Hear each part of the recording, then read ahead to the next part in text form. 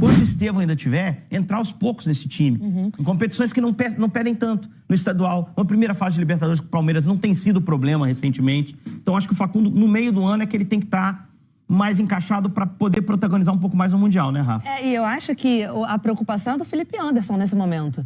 É o Felipe Anderson que joga por esse lado do campo, que não está rendendo e que o Facundo pode chegar tomando essa posição dele nesse primeiro momento, até que o Estevão saia e ele mude para o lado que ele se sente mais confortável. Esse exercício, né, de todos esses jogadores à disposição, pelo menos para o início da temporada, porque a gente sabe que o Estevão já está negociado com o Chelsea. Mas vocês imaginam um novo modelo de jogo? Ou vocês já veem, de repente, Henrique, uma forma que ele já jogou com outras peças? Eu tô com o que o Edu falou de o Paulinho ser esse Rony 2.0, o cara que vai chegar melhor e que vai ser um cara para jogar no facão, para atacar a última linha de adversário, não ser um centroavante de referência. E tecnicamente uma qualidade acima. Eu acho falar melhor. de refino. Embora o Rony tenha jogado bem no Palmeiras, tá? A gente não pode ficar com a última imagem do Rony, não. E importantíssimo. Foi muito importante. Um jogador que teve um peso. Uma posição que o Palmeiras foi carente e ele respondeu como Mas nós estamos falando do mais alto nível do futebol brasileiro. Então, se cai um pouquinho o rendimento, você repõe. Por isso que o Palmeiras procura um meia, porque o Veiga não conseguiu ser linear a temporada inteira. É importante você ter dois ali pro espaço. E aí mirou alto, mirou Andrés Pereira, mirou Matheus Pereira. Vai vir algum Pereira aí, ou nenhum, não sei. Nenhum. Mas assim, existe a necessidade do Palmeiras de ter mais opções nas posições que definem os jogos. Eu acho que essa é a leitura principal. E as reposições serem antecipadas. Você não pode esperar surgir um outro Estevão na base, que não há garantia, por melhor que seja o trabalho. E sabendo que o Estevão sai no meio do ano, você já tem que preparar essa reposição para o time sentir o mínimo possível o impacto quando o Estevão efetivamente for para a Inglaterra. Por isso, antecipou essa contratação do Facundo, vai tentar encaixar. O próprio Paulinho pode fazer o lado direito, eventualmente. O Abel também sabe interpretar determinado adversário e fazer adaptações no jogo. Mas, assim, eu gosto muito mais de especular como o time vai jogar depois de confirmar as contratações que especular a contratação. Porque nessa época surge um monte de coisa. E falar de times como Palmeiras e Cruzeiro, é muito prazeroso. Mas a resposta está na cabeça do Abel. E muitas vezes, o time que ele planeja com o staff antes da temporada não é o que se mostra no campo. Muitas vezes não é. Porque não tem como prever lesão, problemas ao longo da temporada. É por isso que eu brinquei da teimosia, porque às vezes ele demora a reconhecer isso, né? Exato. Talvez vamos insistir um pouco mais, vamos assistir. Poxa, o Hendrick tá pedindo passagem, irmão. Você tem que pôr pra jogar. Né? E eu acho que são lições que ele vai aprendendo. E ele já não cometeu tanto esse erro com o Estevão. Né? Ele falou, não, eu preciso usar esse moleque já, porque ele tá indo embora. Né? Não gostava de ser perguntado, mas botava o Estevão pra jogar. Ou com o Vitor, zagueiro também, né? Ali ele teve... Verdade. Falou, esse moleque tá dando sinais que tem que ser ele, né? Agora, Edu, Henrique e Rafa falaram aqui do outro Pereira, porque você falou do aniversariante de ontem, o Palmeiras continua observando e tem interesse no Andrés Pereira, e aí justamente, né, para essa função de meia, para esse cara que talvez vá alternar ali na construção com o Veiga, enfim, o que temos de atualizações aí dessa possível mais reforço pro Palmeiras?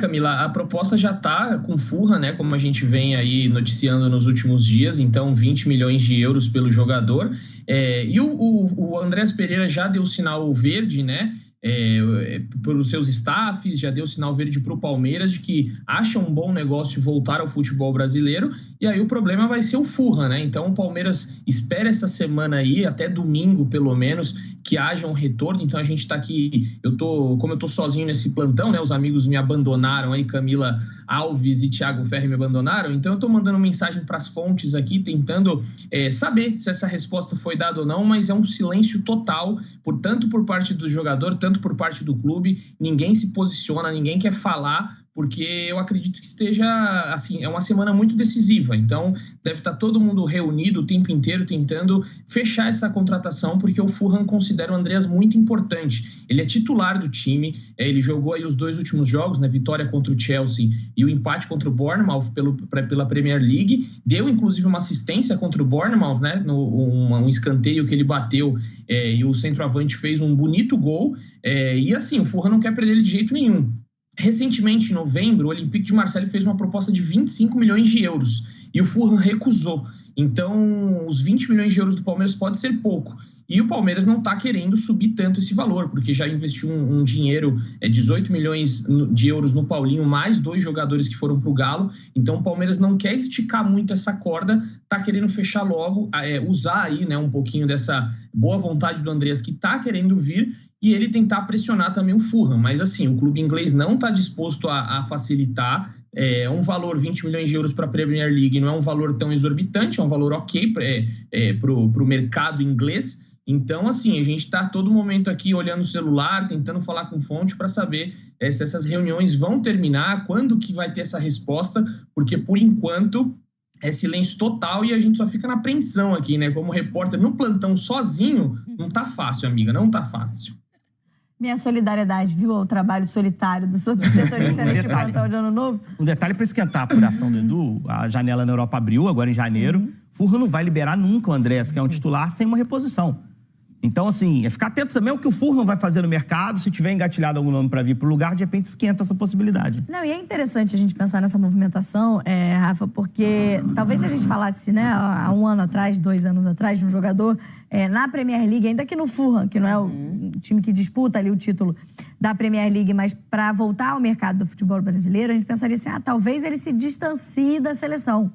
E agora a gente vive um momento contrário, né? Porque com o Dorival, talvez o Andreas esteja interessado em fazer essa movimentação, porque estando no futebol brasileiro, talvez ele esteja mais próximo da seleção. Ele tem sido figura repetida, né, nas convocações já do Dorival, muito pelo trabalho que ele está desempenhando na Premier League, mas realmente hoje vira um cenário para os jogadores que têm essa ambição de ou voltar para a seleção ou figurar pela primeira vez na seleção, pensando nesse olhar do atual técnico da seleção, que o Dorival tem um olhar especial para o futebol brasileiro. E eu acho que é ótimo para a gente, porque o futebol brasileiro está se fortalecendo cada vez mais, justamente porque esses jogadores estão voltando, né, ou estão demorando um pouco mais a sair.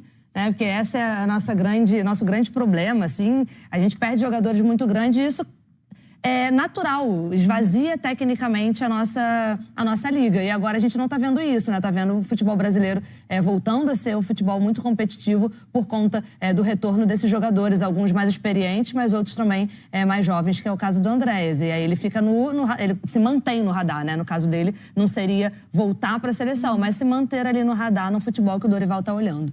E, Edu, pra gente se despedir, então, o outro Pereira, né? Qual a situação em relação ao olhar para o Matheus Pereira?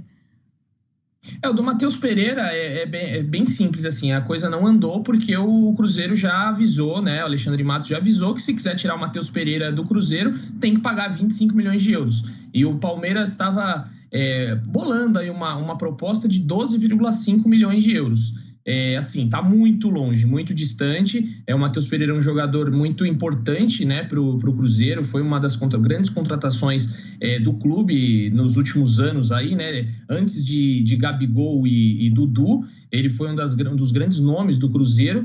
Então, o Cruzeiro não está disposto a vender. Já falou, se você quiser tirar daqui, paga 25 milhões de euros e você pode levar. Mas o Palmeiras não vai fazer isso, já está muito claro, né? Ainda mais se conseguir fechar a contratação do Andreas Pereira, vai ter gasto muito dinheiro aí. Então, é uma situação mais complicada do que a do Andreas. E a gente acredita em muito pessimismo aqui. A gente acredita que essa negociação não vai andar muito. Logo, o Palmeiras já retira essa oferta inicial aí e o Matheus Pereira deve seguir no Cruzeiro.